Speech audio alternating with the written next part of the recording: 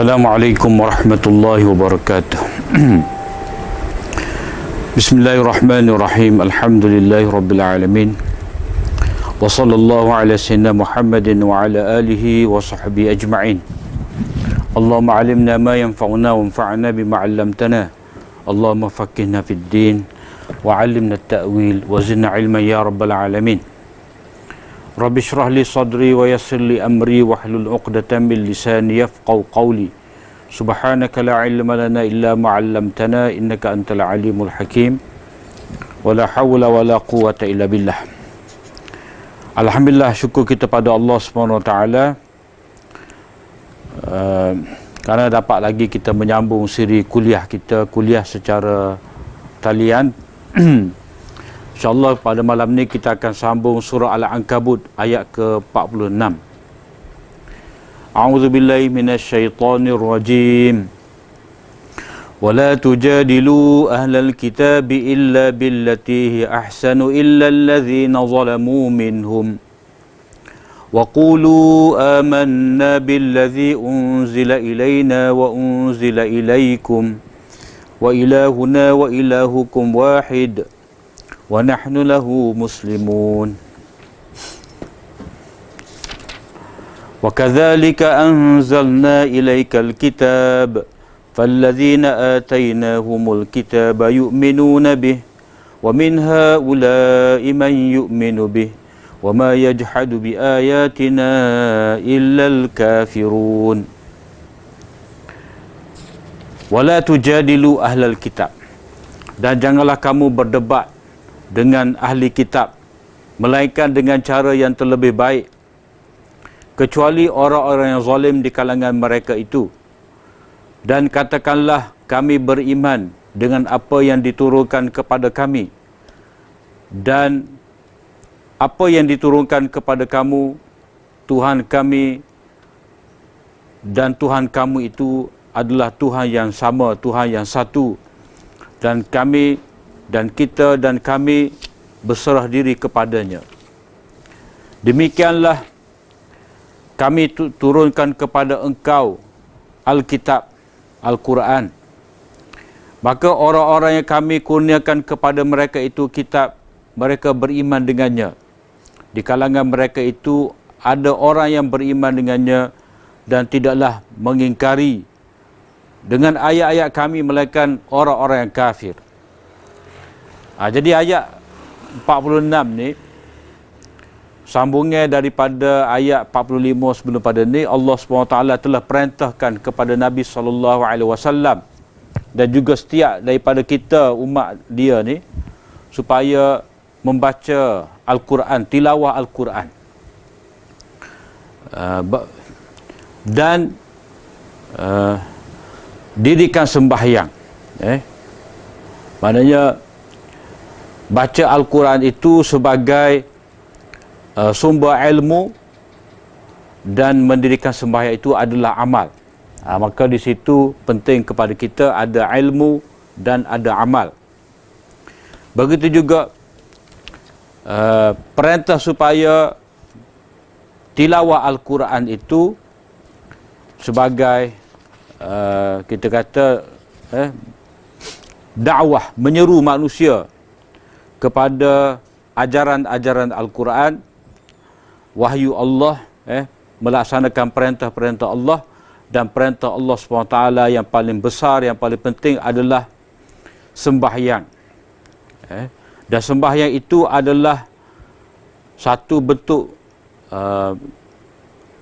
perintah Allah SWT yang Allah SWT kurniakan kepada kita untuk memelihara diri kita daripada kejahatan, dan juga sebagai satu alat ataupun mekanisme untuk masyarakat itu terpelihara dari sebarang kerosakan. Jadi tujuan semua tu tadi, perintah supaya membaca Al-Quran, tilawah Al-Quran dan mendirikan sembahyang, dan sembahyang itu sendiri mengandungi tilawah. Jadi tujuannya adalah untuk mengingati Allah Ta'ala, mentauhidkan Allah Ta'ala. Jadi itu perintah Allah SWT kepada Nabi SAW dan juga kepada setiap daripada kita ni supaya membaca ayat-ayat Allah Ta'ala sebagai cara berdakwah. Kemudian dalam ayat berikut ni Allah SWT memberi arahan ataupun larangan daripada bermujadalah, berdebat dengan ahli kitab melainkan dengan cara yang terbaik. Yakni selain daripada kita mendakwahkan manusia ni kepada agama Allah Ta'ala melalui tilawah, satu cara lagi adalah dengan cara kita berdebat dengan mengemukakan bukti-bukti hujah-hujah dan debat, munazarah, perbahasan, perdebatan itu hendaklah dengan cara yang terbaik, dengan cara hikmah, dengan mengemukakan bukti-bukti tauhid, hujah-hujah dan menjelaskan syubhat, keraguan, kekeliruan yang dialami oleh pihak lawan. Itu maksud daripada mujadalah billati hiya ahsan. Wajadilhum billati hiya ahsan. Jadi Allah SWT memberi arahan kepada kita di sini supaya kita berhadapan dengan ahli ilmu ni, ahli kitab, orang Yahudi dan Nasara, yang mana mereka ni dikenali sebagai ahli ilmu sebab mereka diberikan kitab Taurat dan juga Injil. Jadi kaitan dengan ayat sebelum pada ni, dakwah yang pertama dengan cara tilawatul ayat, membaca ayat-ayat Allah Ta'ala, dan satu lagi ni bahagian ni sebagai mujadalah, berdebat. Jadi dakwah dengan cara tilawah ni adalah untuk menjelaskan, bersifat bayan, menjelaskan apa yang dikehendaki oleh Allah SWT supaya manusia itu faham. Adapun cara yang kedua ni mujadalah billati hiya ahsan, tujuannya adalah untuk menegakkan kebenaran, menjelaskan apa yang dialami oleh mereka itu, dalam sama ada kekeliruan, syubhat, keraguan dan sebagainya. Sebab manusia ni dia tidak menerima kebenaran itu disebabkan oleh ada syubhat dalam diri mereka, pada fikiran mereka. Mereka dengan terpedaya menganggap mereka lah, sebagai contoh di sini ahli kitab ni, orang Yahudi, mereka mengalami syubhat, mengatakan bahawa mereka adalah bangsa yang paling mulia. Itu syubhat mereka. Dan mulia mereka tu, mereka beranggapan kerana mereka itu adalah anak cucu Nabi, Nabi Ishak, Nabi Yaqub. Sedangkan Allah SWT menyebut dalam banyak ayat, iaitu kemuliaan manusia itu adalah dengan apa? Inna akramakum indallahi atqakum. Kemuliaan itu adalah dengan takwa kepada Allah Ta'ala. Dan kemuliaan yang telah diberikan kepada Bani Israel terdahulu itu berdasarkan kepada janji-janji yang disempurnakan oleh mereka. Maksudnya Allah SWT mengambil perjanjian daripada ahli kitab ni, daripada Bani Israel ni, supaya tauhid kepada Allah Ta'ala, buat baik kepada ibu bapa, wa qulu linnasi husna, mengucapkan perkara-perkara yang baik kepada manusia, mendirikan semaya, menunaikan zakat. Jadi selama mana manusia menjaga, selama mana Bani Israel itu menjaga perjanjian mereka dengan Allah SWT, maka selama itulah mereka mendapat kemuliaan. Sebaliknya, mereka akan ditimpa kehinaan bila mana mereka itu memutuskan hubungan dengan Allah, dan memutuskan hubungan manusia mereka itu dengan orang lain. Jadi syubhat yang berlaku kepada ahli kitab itu perlu dijelaskan dengan cara berdebat. Jadi biasanya manusia ni dia sesat itu kerana syubhat yang dialami. Seperti mana dalam ayat sebelum pada ni Allah SWT kata Utul ma uhiya ilaika minal kitab, bacakanlah ayat-ayat Allah Ta'ala itu, kitab Allah yang Allah Ta'ala wahyukan kepada engkau, dan dirikanlah semaya-semaya itu mencegah fahsyat dan munkar. Seperti mana yang kita maklum, punca kepada fahsyat dan munkar itu adalah syahwat. Punca kepada berlakunya kejahatan, kemungkaran, kezaliman, kerosakan itu adalah kerana manusia mengikut hawa nafsu. Jadi cara nak rawat hawa nafsu itu adalah dengan mendirikan sembahyang dan membaca ayat-ayat Allah Ta'ala supaya kita jelas, kita dapat membaiki jiwa kita. Sebab tujuan daripada dibacakan ayat-ayat Allah Ta'ala itu adalah untuk tazkiyah, menyucikan diri, seperti mana kita baca dalam surah Al-Jumu'ah itu, wallazi ba'atsa fil ummiyina rasulan minhum yatlu alaihim ayatihi wa yuzakkihim wa yuzakkihim wa yu'allimuhumul kitaba wal hikmah wa in kanu min qablu lafi dhalalin mubin. Dialah Allah Ta'ala yang telah membangkitkan di kalangan orang-orang Mekah itu seorang rasul yang membacakan ayat-ayat Allah Ta'ala kepada mereka, dan mensucikan hati mereka. Jadi tilawah di sini ayat 45 ni, tilawah berserta dengan itu, pasti berserta dengan matlamat dia tazkiyah.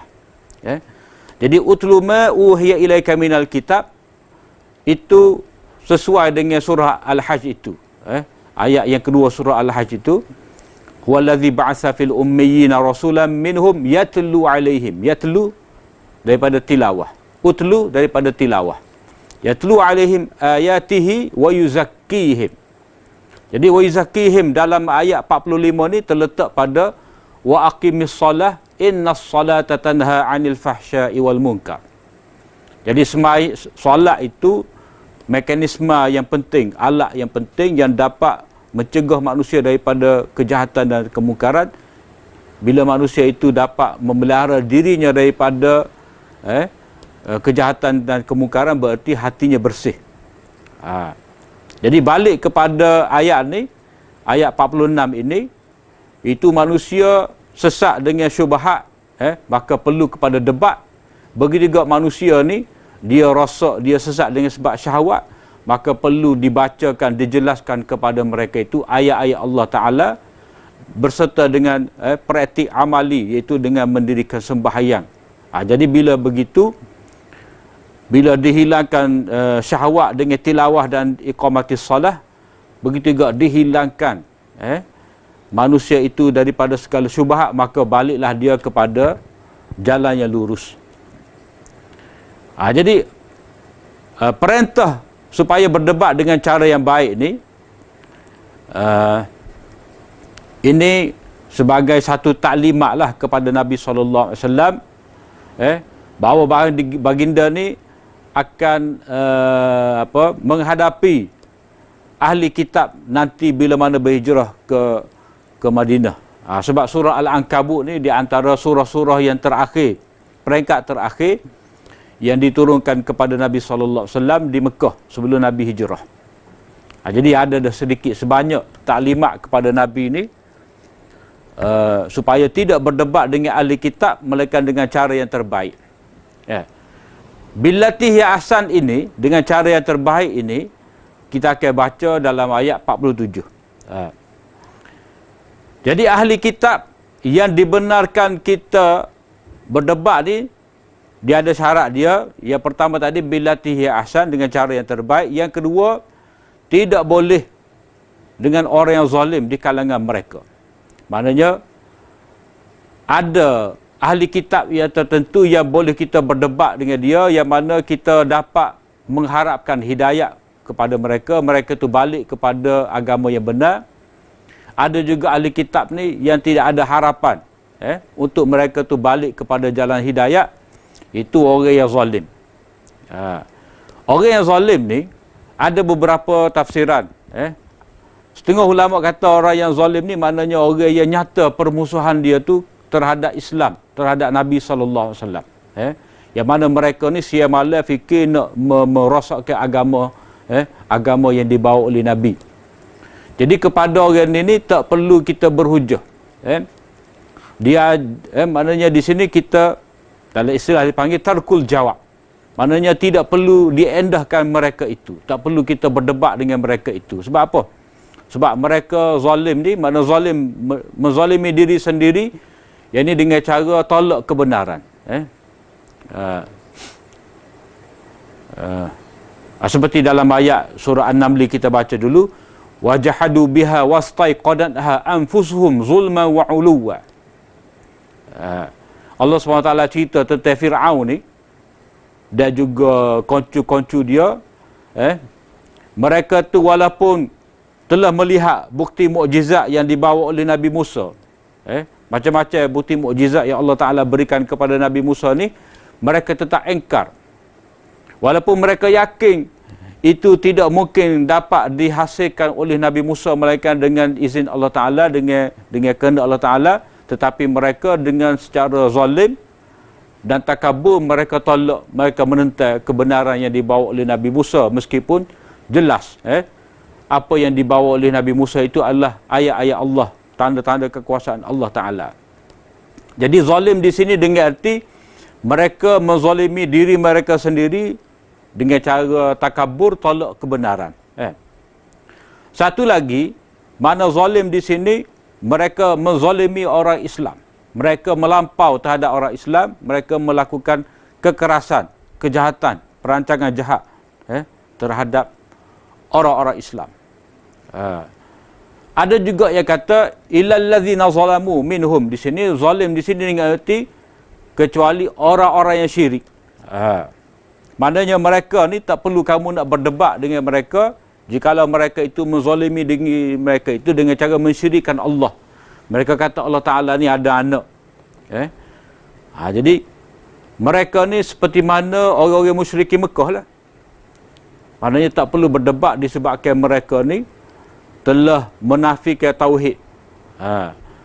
Jadi kalau kita tengok di sini, mujadalah itu tidak mujadalah dengan ahli kitab dan tidak disebutkan mujadalah dengan musyrikin Mekah. Maknanya mujadalah ni dia khusus kepada ahli ilmu. Maksud ahli ilmu ni mana dia ada kitab.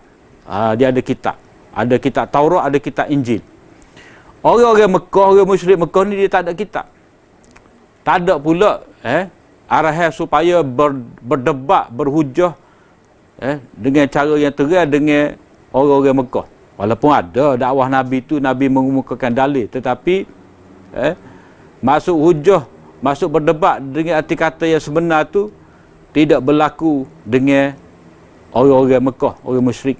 Jadi bila mana mereka orang-orang ahli kitab ni melakukan jenayah syirik, maka mereka itu tidak perlu didebat, tidak perlu berdebat dengan mereka.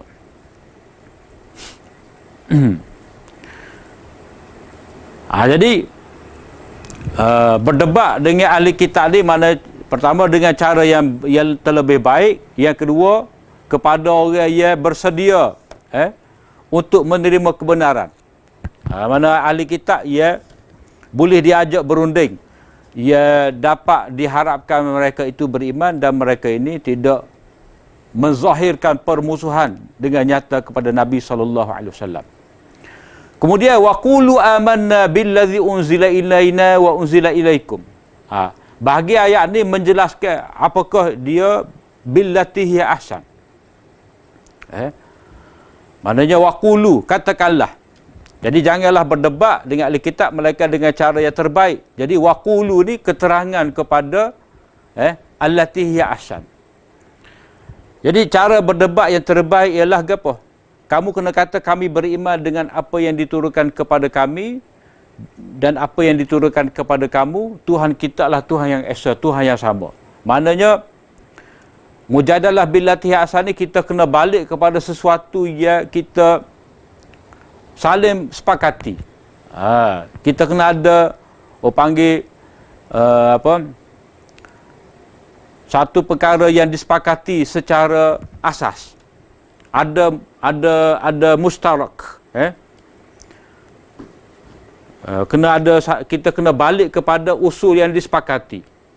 Ataupun kalau kita baca dalam surah Ali Imran itu, Allah Ta'ala kata, Qul ya ahlal kitabi ta'alau ila kalimatin sawa'in bainana wa bainakum. Jadi billati ahsan itu dihurai di sini dengan waqulu amanna billazi unzila ilaina wa unzila ilaikum, dan ditafsirkan dalam surah Ali Imran sebagai kalimatin sawa'in bainana wa bainakum. Qul ya ahlal kitab, katakanlah wahai ahli kitab, marilah kita pergi kepada satu kalimah, satu ajaran yang adil, yang sama di antara kita. Yang ni apa? Yang ni alla na'budu illallah, kita hanya menyembah Allah. Itu asas. Jadi oleh kerana ahli kitab ni, mereka ni terima Allah Ta'ala itu sebagai Tuhan, sebagai yang layak disembah, maka kita kena ajak kepada mereka itu sesuatu yang ada persamaan kita dengan mereka. Iaitu Allah adalah Tuhan kita. Allah yang Esa. Tuhan kita ni adalah Tuhan yang Esa. Tetapi kalau kita tengok kepada ayat di sini, Allah Ta'ala dahulukan.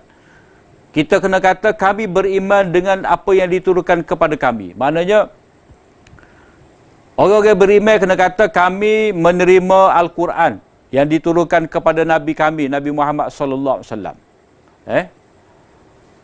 Dan kami beriman juga dengan apa yang diturunkan kepada Nabi kamu, ahli kitab, Nabi Musa, Nabi Isa. Jadi, Nabi kamu tu kami beriman juga di samping Nabi kami. Sebab apa? Sebab apa? Sebab Rasul-Rasul ini daripada Allah Ta'ala belaka. Rasul-Rasul ini diutuskan oleh Allah Ta'ala belaka. La nufarriqu baina ahadin min rusuli. Kita tidak membezakan antara Nabi-Nabi, antara Rasul-Rasul ini. Sebab apa? Sebab semua Rasul ini diutuskan oleh Allah Ta'ala. Jadi bila Allah menghantarkan Rasul-Rasul, Allah Ta'ala kirimkan bersama dengan mereka itu kitab, maka kita percaya kepada Nabi, kita percaya kepada kitab. Jadi bila kami terima kitab kamu, bila kami beriman dengan Nabi kamu, maka kamu pun kena beriman dengan Nabi kami juga. Itulah yang dikatakan benda yang apa, yang disepakati, suatu yang apa, ada persamaan antara kami dengan kamu. Maknanya bila kami beriman dengan Al-Quran yang diturunkan kepada kami, dan kami beriman dengan Taurat dan Injil yang diturunkan kepada kamu, maka kamu pun kena beriman dengan Al-Quran yang diturunkan kepada kami. Sebab apa? Sebab Taurat, Injil dan Al-Quran ini semua daripada Allah. Jadi kita tidak boleh, kita tidak boleh beriman dengan satu kitab dan menolak kitab-kitab yang lain. Seperti mana Allah SWT mencela sikap orang ahli kitab ni, afatu'minu nabi ba'dil kitabi wa takfuru nabi ba'd. Apakah kamu beriman dengan sebahagian kitab dan kamu kufur dengan sebahagian kitab yang lain? Jadi sebab celaan tadi kerana kitab itu secara keseluruhan dari Allah SWT, maka demikian juga di sini Al-Quran dari Allah Ta'ala, Taurat dari Allah Ta'ala dan Injil pun dari Allah SWT. Maka bila begitu kamu kena beriman dengan Nabi Muhammad dan kamu kena beriman dengan Nabi SAW. Jadi persoalan kitab disebutkan di sini terlebih dahulu daripada wa ilahuna wa ilahukum ni. Didahulukan persoalan kitab sebelum daripada persoalan ketuhanan dalam ayat ini. Ini hendak menyatakan bahawa masalah utama kita dengan ahli kitab ni berpunca pada Nabi yang menerima Al-Quran itu. Iaitu mereka tidak mahu beriman dengan Al-Quran, tidak mahu beriman dengan Nabi SAW. Sedangkan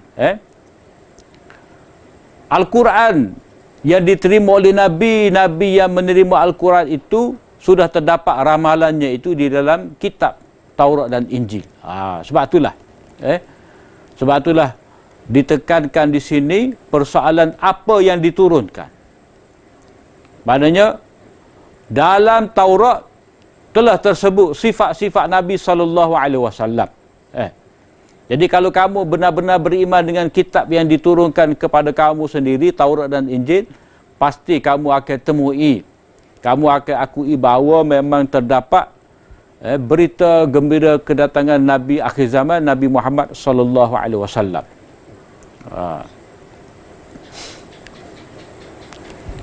Itu huraian kepada waqulu amanna billazi unzila ilaina, yakni cara berdebat yang terbaik adalah kembali kepada asas yang disepakati. Yakni kena beriman dengan apa yang diturunkan oleh Allah Ta'ala dan mentauhidkan Allah SWT dalam ibadat. Wa nahnu lahu muslimun, dan kita ni menyerah diri kepada Allah Tuhan yang Esa. Maksudnya segala urusan kita, segala pengabdian, segala kerja buat kita itu, kita berserah kepada Allah SWT. Kita berserah juga kepada hukum-hukum Allah SWT tanpa ingkari.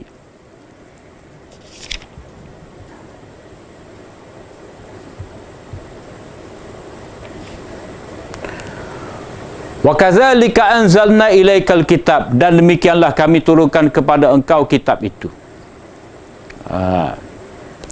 Maknanya apa? Demikianlah ni, mana demikianlah usul dakwah. Demikianlah usul dakwah yang telah kami sebutkan dalam ayat sebelum pada ni. Kami turunkan kitab. Wa kadzalika anzalna ilaikal kitab, demikianlah usul dakwah yang diisyaratkan sebelum pada ni, iaitu kita hendaklah beriman dengan ayat yang diturunkan kepada kita ni. Maknanya orang Islam kena benar-benar beriman dengan Al-Quran. Ahli kitab ni dia kena benar-benar beriman dengan Taurat dan Injil. Bila mana mereka beriman dengan Taurat dan Injil dan mereka itu membaca dengan betul, haqqa tilawati, seperti mana Allah SWT sebut, allazina atainahumul kitaba yatlunahu haqqa tilawati.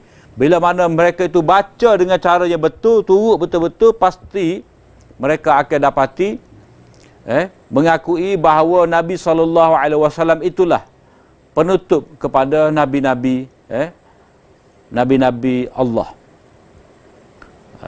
Demikianlah kami turunkan kepada engkau itu kitab. Maknanya kitab itu hendaklah diimani sepenuhnya dari Allah Ta'ala. Yang ni kalau ahli kitab itu tidak mahu beriman dengan Nabi akhir zaman, tidak mahu beriman dengan Al-Quran, berarti mereka tidak beriman betul-betul dengan Taurat dan Injil. Fallazina atainahumul kitaba yu'minuna bih. Orang-orang yang kami berikan kitab itu, mereka beriman dengannya. Jadi di sini Allah SWT nak memberi khabar gembira kepada orang soleh di kalangan ahli kitab ni. Mereka akan mendapat berita gembira. Ataupun Allah SWT nak memberitahu kepada Nabi SAW, orang ahli kitab ni akan ada di kalangan mereka itu beriman kepada Al-Quran, seperti Abdullah bin Salam.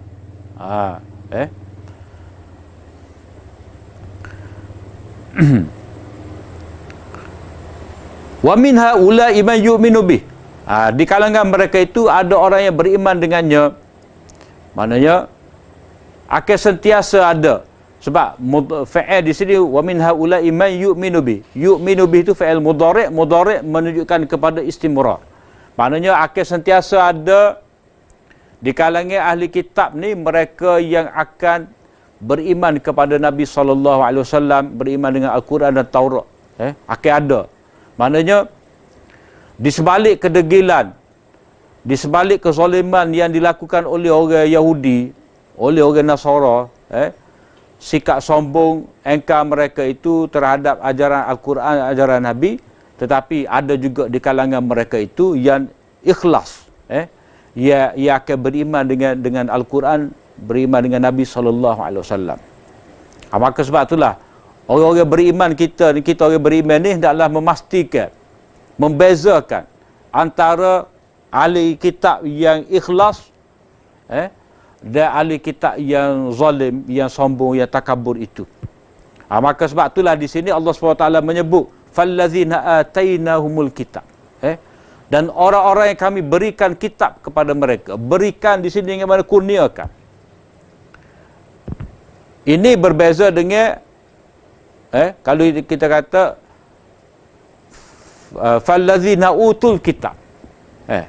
Allah SWT membezakan, maknanya dalam menyatakan ahli kitab ni kadang-kadang Allah SWT sebut ahlul kitab.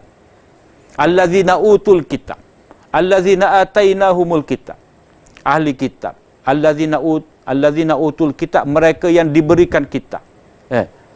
Dalam bentuk pasif. Allazina atainahumul kitab dalam bentuk aktif. Kami berikan kepada mereka kitab. Jadi ahlul kitab itu umum.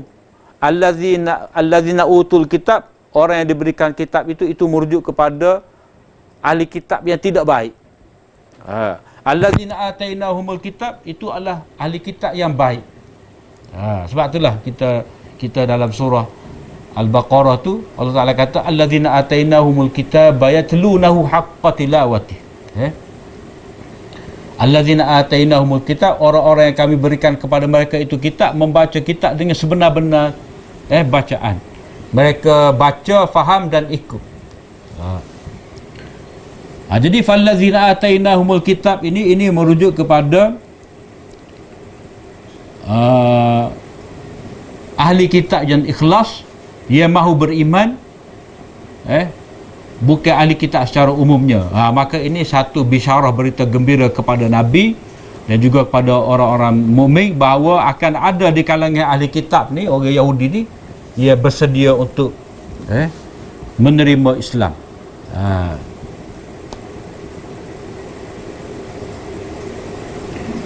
Wa ma yajhadu bi ayatina illal kafirun. Tidak ada yang mengingkari,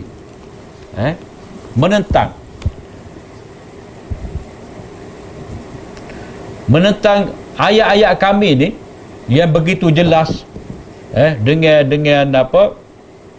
dengan mendedahkan segala kejahatan orang-orang Yahudi itu sendiri, ahli kitab tu. Begitu juga jelas sekali ayat-ayat Al-Quran ini menjelaskan bukti tauhid, ajaran yang suci murni, ajaran yang penuh dengan kebaikan ni. Tidak ada yang menolak, tidak ada yang menentang, melainkan orang-orang yang kafir.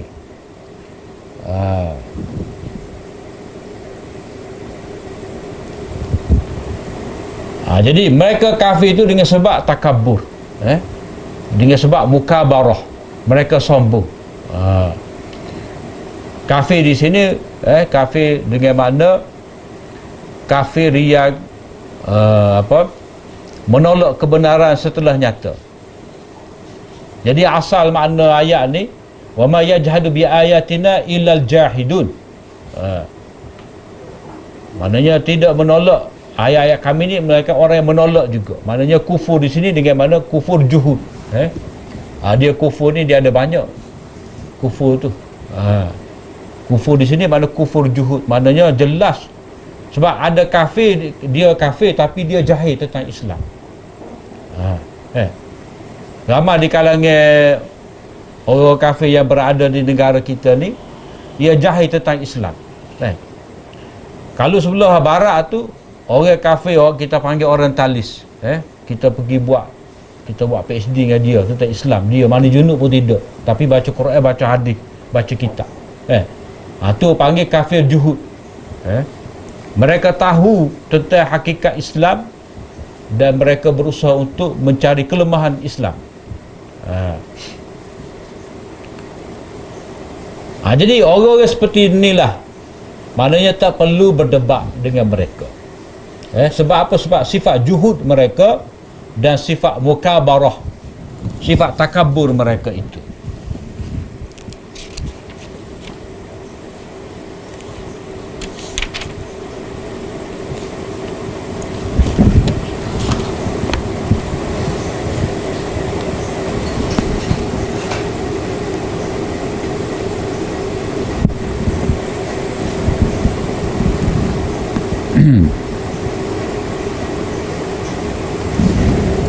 Wa ma kunta tatlu min qabli min kitabin wa la takhutuhu bi yaminik idzan lartabal mubtilun. Dan tidaklah engkau wahai Muhammad membaca sebelum daripada ni mana-mana kitab. Maknanya Al-Quran yang kami turunkan kepada kamu wahai Muhammad, itu adalah satu-satunya kitab yang kamu baca. Maknanya sebelum daripada menerima Al-Quran ni, Nabi tidak pernah belajar menadah dengan mana-mana ahli kitab. Jadi ayat ni bermaksud untuk menafikan bahawa Nabi ni ada mempelajari kitab-kitab daripada orang Yahudi maupun Nasara maupun daripada orang Rom, maupun daripada jin, mana-mana pendeta, tidak, mana-mana kahin, tok bomo, tidak. Tetapi itu adalah wahyu yang diturunkan oleh Allah SWT, sehingga Nabi ni sebelum daripada dia mendapat Al-Quran, Nabi tak pandai menulis, tidak pandai membaca. Jadi wa ma kunta tatlu min qabli, kamu tidak pernah membaca sebelum daripada ni, sebelum daripada diwahyukan Al-Quran kepada kamu, kamu tidak pernah membaca min kitab, mana-mana kitab. Jadi ayat ni menjadi dalil kepada sebahagian ulama seperti Al-Baji, Abul Wali Al-Baji Al-Maliki. Abul Wali Al-Baji Al-Maliki ni berpendapat bahawa Nabi setelah menerima Al-Quran, talaki dengan Jibril, belajar Al-Quran, baca Al-Quran dengan Jibril ni, Nabi dapat membaca, boleh membaca. Sebab tilawah tu Nabi baca dalam semaya, Nabi baca juga daripada mushaf. Sebab wa ma kunta tatlu ni, kamu tidak pernah membaca sebelum daripada ini. Jadi kalau kata sebelum daripada ni, mana selepas ni. Maknanya sebelum daripada ni tidak boleh membaca, maknanya selepas daripada ni, selepas daripada menerima Al-Quran, Nabi pun boleh baca. Jadi ummiyah Nabi tu, mengikut Abul Wali Al-Baji, ummiyah Nabi, buta huruf Nabi tu hanya sebelum daripada terima wahyu. Lepas daripada terima wahyu, Nabi tidak lagi ummi, tidak lagi buta huruf. Tetapi jumhur ulama kata Nabi buta huruf ni sampai akhir hayat. Tetapi berdasarkan kepada ayat ni, mengikut huraian daripada Abul Wali Al-Baji, nafi membaca daripada mana-mana kitab ni mana sebelum terima Al-Quran. Dan selepas daripada terima Al-Quran pun Nabi tak baca pun. Taurat mereka baca tu ketika nak berhujah dengan orang Yahudi tu berkenaan dengan hukum rejam. Jadi nafi membaca ni mana nafi membina pemikiran, membina idea. Maknanya Nabi tidak pernah mengadaptasikan idea-idea daripada mana-mana kitab, baik kitab hikmah Yunani, baik kitab Taurat dan Injil, tetapi Nabi menerima wahyu sepenuhnya dari Allah SWT melalui Al-Quran. Jadi nafi baca ni mana nafi mengambil sumber daripada mana-mana kitab, berdasarkan kepada Nabi tidak boleh membaca dan menulis sebelum daripada menerima menjadi Nabi. Jadi bila terima Al-Quran tu, tentu sekali Nabi boleh baca. Jadi walaupun pendapat Abul Wali Al-Baji ni menyalahi pendapat jumhur, tetapi itu tak ada masalah lah. Tak ada masalah. Jadi dalam bab Nabi boleh membaca atau tidak boleh membaca ni, mengikut Abul Wali Al-Baji, tidak boleh membaca tu sebelum daripada terima kitab. Lepas terima kitab, Nabi dapat membaca. Wala takhutuhu biyaminik, dan tidak pernah kamu tulis, kamu salin dengan tangan kamu. Hal ni sama juga seperti tadilah. Nabi tidak pernah saling, tidak pernah mengadap mana-mana pendeta, mana-mana rahib untuk belajar belajar ilmu. Semuanya hak Nabi terima ni daripada Allah melalui Jibril. Sebab itulah dalam peristiwa Nabi SAW menerima wahyu di Gua Hira tu, Allah Ta'ala Jibril kata kepada Nabi, Iqra. Nabi kata wa ma ana biqari. Aku bukanlah seorang yang pandai membaca. Jadi Nabi menafiki aku tidak pandai membaca. Maknanya pada ketika itu maknanya 3 kali perintah daripada Jibril Iqra, Nabi kata wa ma ana biqari, sehinggalah lepas daripada kali yang ketiga tu Nabi didakak oleh Jibril sampai lemah tu, maka Jibril pun baca Iqra bismi rabbikal ladzi khalaq, maka Nabi pun dapat baca. Nabi dapat baca. Jadi wahyu ni bila mana dibacakan kepada Jibril, dibacakan kepada Nabi oleh Jibril, jadi Nabi baca kepada para sahabat salin. Begitulah prosesnya. Idzan lartabal mubtilun. Kalau begitu, pasti orang-orang yang mahu menentang kebenaran itu, orang-orang yang sesat yang menentang kebenaran itu akan meragui. Maknanya, kalau kamu pernah membaca mana-mana kitab, kalau pernah kamu menulis mana-mana kitab, menyalin, mengadaptasi daripada mana-mana kitab, kamu pernah bertemu dengan mana-mana padri, mana-mana rahib, mana-mana dukun, kamu pernah membaca mana-mana kitab ahli falsafah ni, tentu orang-orang yang mahukan kebatilan, orang yang menentang kebenaran ni akan meragui, yakni kebenaran bahawa kamu ni membawa Al-Quran dari Allah. Maka sebab itulah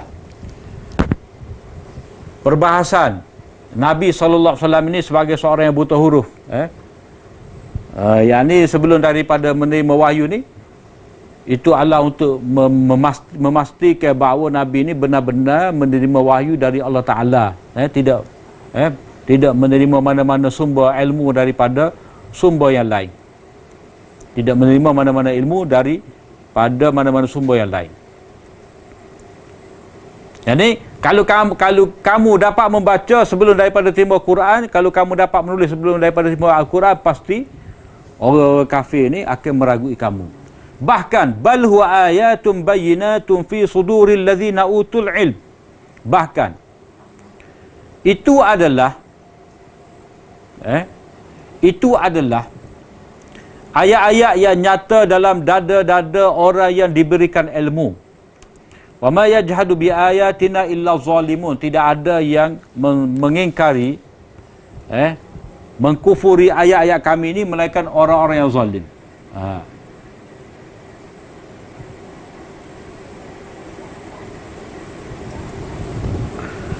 Jadi Allah SWT nak menyatakan bahawa Al-Quran itu merupakan wahyu dari Allah SWT yang mari daripada Allah SWT. Itu adalah merupakan ayat-ayat yang nyata, yang tersimpan, yang diingati oleh orang-orang beriman dalam dada mereka. Maknanya di sini orang panggil, dalam istilah dipanggil tawatur tawarus. Tawatur tawarus. Maknanya Al-Quran itu terpelihara sejak daripada diturunkan kepada Nabi SAW, diterima oleh sahabat, sahabat mengajarkan kepada tabi'in sampailah kepada kita sekarang ni. Itu panggil Al-Quran ini bersifat tawatur. Tawatur secara mutawatir, diwariskan kepada satu generasi ke satu generasi. Maknanya mukjizat Al-Quran ini iaitu dipelajari, dihafal, diulang, diajarkan, zaman berzaman, diingati oleh kanak-kanak, oleh orang dewasa dalam hati mereka. Jadi Al-Quran itu satu bukti yang nyata daripada Allah SWT dengan cara tidak ada mana-mana kitab diberi perhatian seperti mana Al-Quran ini. Maknanya kalau kita tengok sekarang ni, bila seorang tu kita kata hafiz Al-Quran, tentu sekali dia akan belajar, belajar huruf, belajar membaca, belajar baca dulu, orang panggil secara nazirah, tengok dulu, kemudian dia akan hafal, dia akan hafal berulang kali, dia akan tasmi' dan dia akan murajaah, ulang kaji pula. Dalam istilah dipanggil, dia akan baca sabak, para sabak lah, sabki lah, dia akan baca berulang-ulang, dibaca pula dalam semaya dah. Setahun sekali kita orang Islam ni baca Al-Quran dalam tarawih. Jadi Al-Quran itu terpelihara dalam dada-dada orang-orang beriman. Tidak ada, kita kata, mana-mana kitab ni sehingga ada secara meluas satu sekolah untuk menghafal Al-Quran. Ada orang apa kitab kitab tertentu ni, tapi tidak ada seperti Al-Quran ada satu sekolah yang khusus untuk hafal Al-Quran. Tak ada. Kitab Das Kapital ke, kitab Republik ke, kitab Princess ke, tak ada satu sekolah khusus untuk hafal. Tak ada.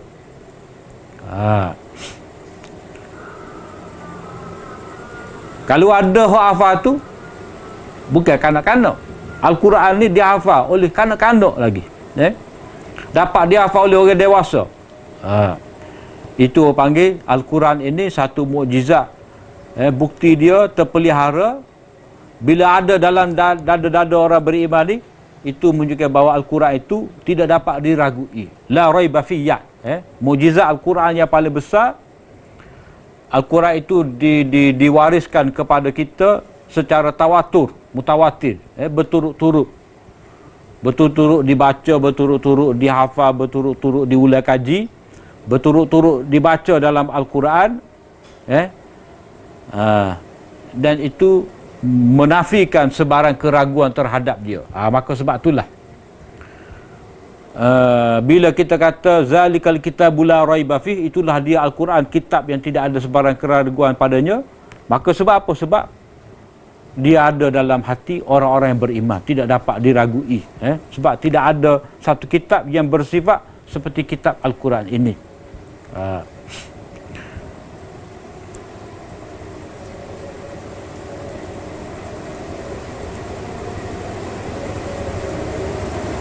Wa ma yajhadu bi ayatina illa zalimun. Hanya orang-orang yang zalim saja yang mengingkari tentang ayat-ayat kami yang nyata, yang jelas ini, yang penuh dengan mukjizat.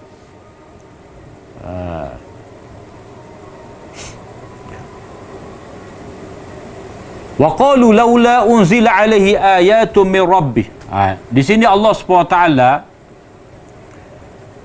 menyebut bantahan daripada orang-orang ahli kitab ataupun orang-orang yang mana-mana golongan yang menentang Al-Quran.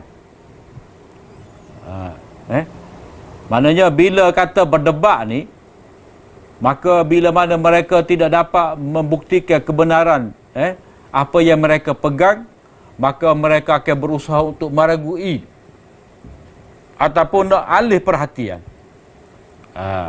Nak alih perhatian daripada topik sebenar. Topik sebenar apa? Iaitu kena beriman dengan Allah, kena beriman dengan Nabi, kena beriman dengan Al-Quran. Itu topik sebenar. Tetapi dalam bab berdebat ni, kita akan berhadapan dengan golongan manusia yang mana mereka cuba alih perhatian. Jadi ahli kitab, begitu juga orang musyrik ni, mereka kata mengapa tidak diturunkan kepada Muhammad itu ayat daripada Tuhannya. Ayat di sini dengan mana mukjizat. Maknanya bila mana mereka tidak mahu beriman dengan kebenaran Al-Quran, mereka tidak dapat menandingi kebenaran Al-Quran, maka mereka mencadangkan kepada Nabi ni, ataupun mereka mengkritik mengapa Nabi Muhammad SAW ini tidak diberikan mukjizat seperti mana diberikan mukjizat kepada Nabi Musa dalam bentuk tongkat. Maknanya mereka ni minta bukti dari Allah Ta'ala ni, mana mereka minta mukjizat. Orang panggil mukjizat hissiyah. Mukjizat yang boleh dipegang, boleh dilihat.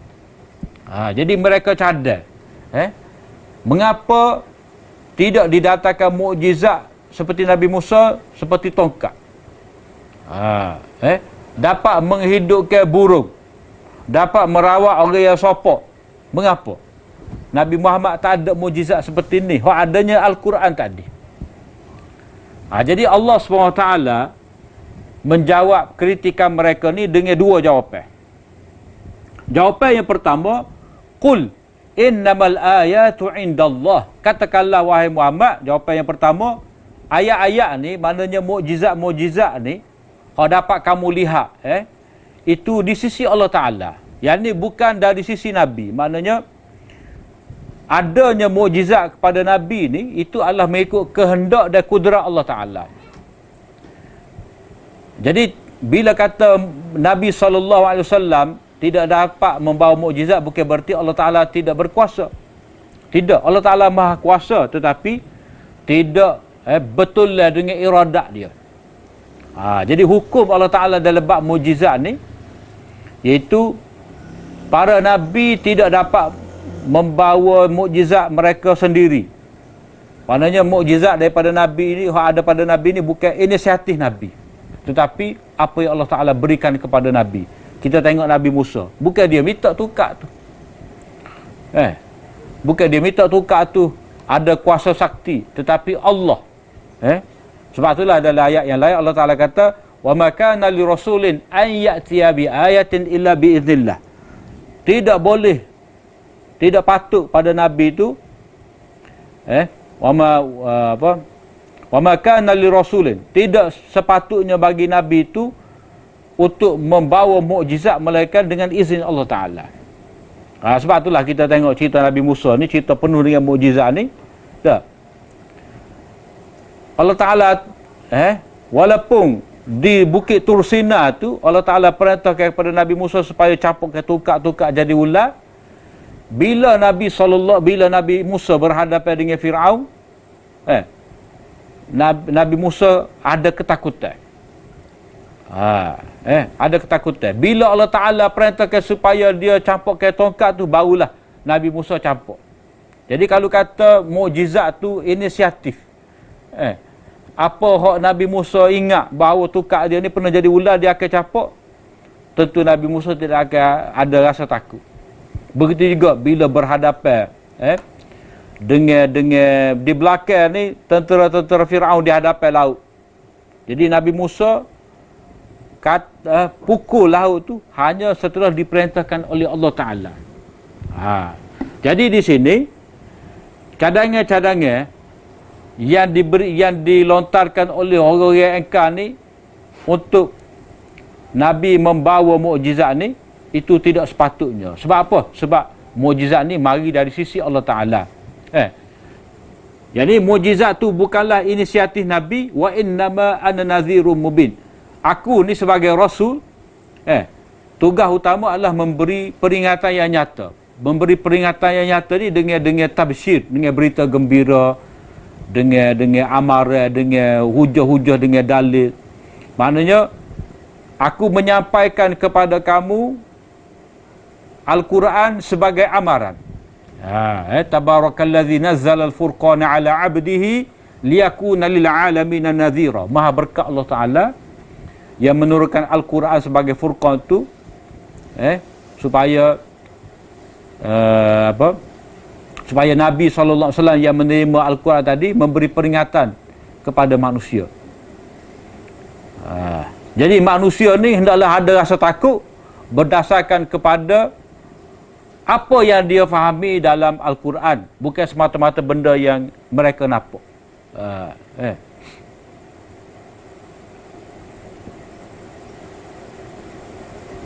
Jadi tidak ada campur tangan Nabi dalam bab mukjizat ni. Hanya izin Allah Ta'ala sahaja barulah terjadi mukjizat, yang ni sesuatu yang mencari adat. Jawapan kepada kritikan mereka yang kedua, jawapan kedua kepada kritikan mereka ni, awalam yakfihim anna anzalna alaikal kitaba yutla alaihim. Awalam, tidakkah cukup? Jawapan yang kedua, tidakkah cukup bahawa kami ni turunkan kepada engkau wahai Muhammad kitab yang dibacakan kepada mereka. Maknanya Al-Quran yang begitu jelas, isi kandungnya dia tu penuh dengan bukti-bukti tauhid, keagungan keesaan Allah Ta'ala, itu sebenarnya sudah cukup. Yang ini tidak perlu lagi kepada mukjizat hissiyah yang dapat dilihat. Maknanya Sudah cukup kepada kamu kalau kamu benar-benar ikhlas nak beriman dengan Al-Quran itu sebagai bukti kekuasaan Allah Ta'ala. Sudah cukup dengan Al-Quran itu. Tak perlu kamu minta mukjizat yang lain. Sebab apa? Sebab Al-Quran ni adalah mukjizat yutla, yang dibaca. Maknanya bila dibaca ni maknanya akan difahami, akan didengari, akan nyata kepada pendengar kehebatan Al-Quran. Sama ada dibaca oleh Nabi atau dibaca oleh mana-mana umat Nabi. Yutla alaihim. Itu faedah daripada mari dalam bentuk pasif di sini. Orang panggil dalam bina majhul. Dibacakan. Maknanya mukjizat Al-Quran itu akan dapat dirasai, akan dapat difahami, dikesani oleh pendengar, tak kira siapa yang baca. Nabi sendiri baca, ataupun sahabat baca, ataupun mana-mana daripada umat ni baca. Itu mukjizat Al-Quran. Sebab apa? Sebab mukjizat Al-Quran ni dia disebutkan juga sebagai mukjizat aqliyah. Maknanya benda yang dapat difikirkan dengan akal, boleh dipelajari, orang panggil mukjizat idrakiyah. Yang kita dapat fahami. Adapun mukjizat dalam bentuk tongkat, dalam bentuk lain-lain seperti mana pada Nabi itu orang panggil mukjizat hissiyah. Dan mukjizat tu hanya akan berlaku pada Nabi tersebut. Maknanya tongkat Nabi Musa tu, kalau orang lain pegang, orang lain campak, dia tidak akan jadi apa-apa. Tetapi bila Al-Quran itu dibaca, tak kira dibaca oleh Nabi, oleh siapa-siapa, tetap akan terselah mukjizat. Sebab itulah mukjizat hissiyah ni, mukjizat seperti yang dicadangkan oleh orang-orang Mekah, dia diminta oleh orang-orang Yahudi ni, itu adalah mukjizat yang bersifat sementara. Ada juga mukjizat hissiyah yang berlaku kepada Nabi ni. Seperti yang kita katalah, mukjizat tu bersifat sementara. Hanya ketika Nabi ada. Terbelah bulan, bila Nabi isyarat, itu hanya berlaku sekali je. Sekali je. Tetapi bagi orang yang nak cari kebenaran, orang yang beriman dengan Al-Quran, setiap kali dia kaji, dia baca Al-Quran, dia akan menemui sudut-sudut mukjizat bagi Al-Quran. Maknanya sudut Al-Quran yang tidak dapat ditandingi oleh mana-mana manusia.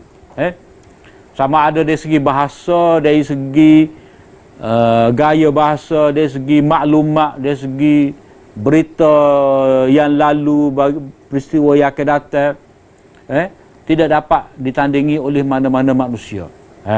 Dan mukjizat yang paling besar sekali, Al-Quran ini tidak dapat diragukan. Inna fi dzalika la rahmah. Sesungguhnya pada perkara demikian itu benar-benar rahmat. Wa zikra liqaumin yu'minun. Benar-benar merupakan rahmat, yakni rahmat yang besar, pengajaran yang besar kepada orang-orang yang beriman. Rahmat di sini maknanya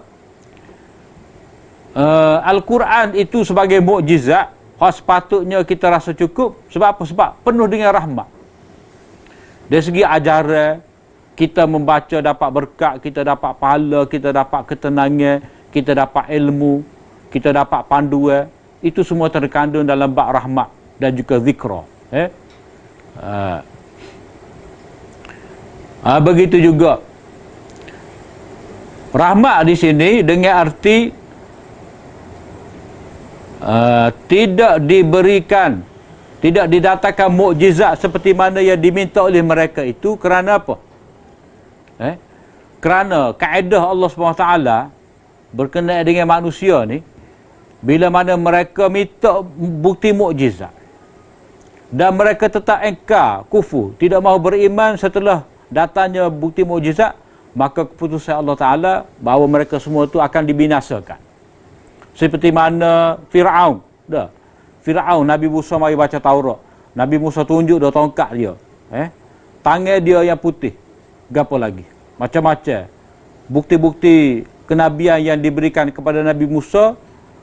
Kaum Fir'aun tak saya beriman, mereka dibinasakan. Begitu juga pokok Samud yang minta daripada Nabi Musa ni, yang minta daripada Nabi Soleh bukti kebenaran Nabi Soleh, lalu Allah Ta'ala keluarkan unta daripada batu, mereka tidak mahu beriman, mereka bunuh unta tu, akhirnya mereka dibinasakan. Jadi kaedahnya apa-apa mukjizat yang bentuk hisiah ni telah datang kepada mana-mana umat, seperti mana yang mereka mahu, mereka cabar Nabi mereka, dan mereka setelah datangnya mukjizat tadi mereka tetap tidak beriman, maka Allah SWT akan menghancurkan mereka itu dari akar umbi, tak ninggal bakar.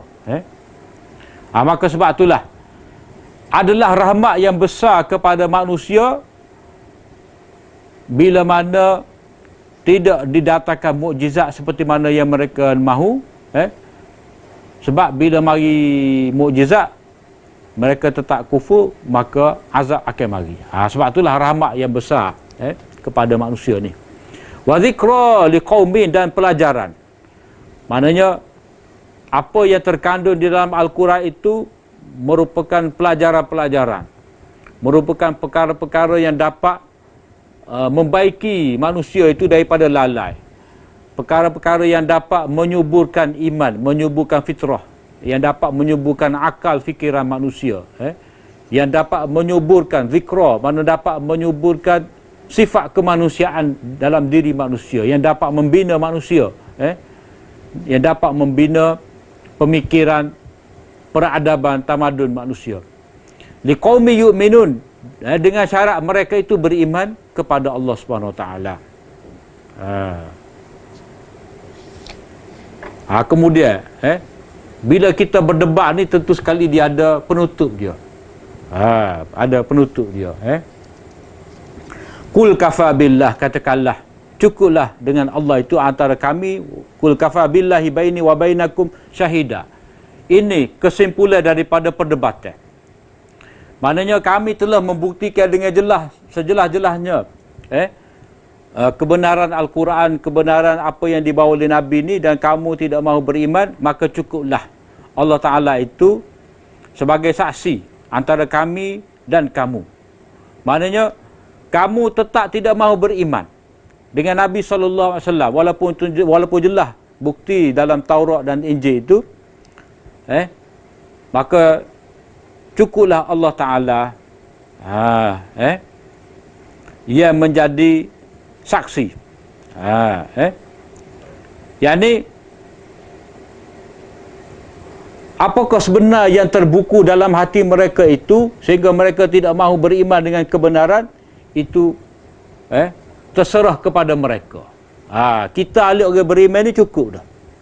Cukup dah. Allah Ta'ala menjadi saksi bagi pihak kita, dan apa yang terbuku dalam hati mereka itu, mengapa mereka tidak mahu beriman, itu tidak lain dan tidak bukan disebabkan mereka ni memang engkar, memang degil, inat, memang mukabarah, mereka sombong. Ya'lamu ma fis samawati wal ard, Allah Ta'ala mengetahui apa-apa yang ada di langit dan bumi. Maknanya bila mana Allah Ta'ala mengetahui apa-apa yang ada yang di langit dan di bumi ni, maknanya lebih-lebih lagi lah Allah Ta'ala tahu apa yang ada dalam hati orang-orang yang sombong tadi, yang tidak mahu tunduk kepada kebenaran yang benar-benar terzahir kepada mereka. Wallazina amanu bil batil wa kafaru biha. Wallazina amanu bil batil wa kafaru billah. Ini amaran. Amaran. Yani amaran terhadap golongan yang tahu kebenaran tetapi engkar, dan orang-orang yang beriman dengan batil. Maknanya dia tetap mahu ikut kebatilan. Mereka tolak kebenaran, lalu mereka kufur dengan Allah. Ulaika humul khasirun. Mereka itulah orang-orang yang rugi. Maknanya segala tindak tanduk mereka, sikap mereka yang degil, sikap mereka yang engkar tadi, sikap mereka yang tidak jujur, sikap mereka yang tidak ikhlas tadi, itu sebenarnya adalah kerugian besar kepada mereka. Mereka akan ditimpa azab. Maknanya segala usaha mereka tu sedikit pun tidak menguntungkan mereka. Ini penutup kepada debat, yang mana perlu ada khulasah penutup, iaitu kita kena berserah diri kepada Allah Ta'ala, bahawa Allah Ta'ala lebih mengetahui Allah Ta'ala mengetahui isi hati mereka yang menolak kebenaran itu, dan mereka yang menolak kebenaran itu adalah orang yang benar-benar rugi. Kemudian lepas pada ni, wa yasta'jilunaka bil azab. Ni dia ada kaitan dengan ayat 50.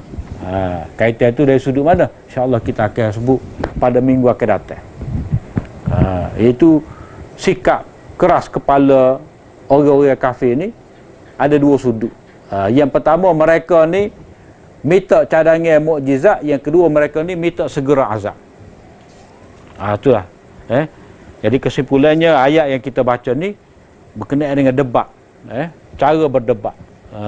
Debat billati hasan itu Allah SWT jelaskan sendiri kepada kita daripada ayat 46 ni sehinggalah kepada ayat 52. Setakat itulah. Apa yang baik daripada Allah SWT, apa yang kurang itu daripada kelemahan saya. Aku liqauli hadza wa astaghfirullah li wa lakum. Assalamualaikum warahmatullahi wabarakatuh.